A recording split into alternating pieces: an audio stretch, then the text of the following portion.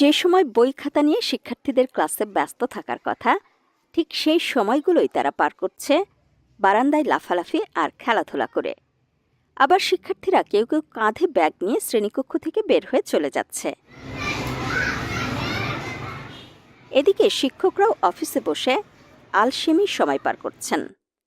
বলছিলাম, বান্দরবানের রুমা উপজেলার ৬৭টি সরকারি প্রাথমিক বিদ্যালয়ের সহকারী শিক্ষকদের কর্মবিরতির সময় বিদ্যালয়ের বাস্তব চিত্রের কথা।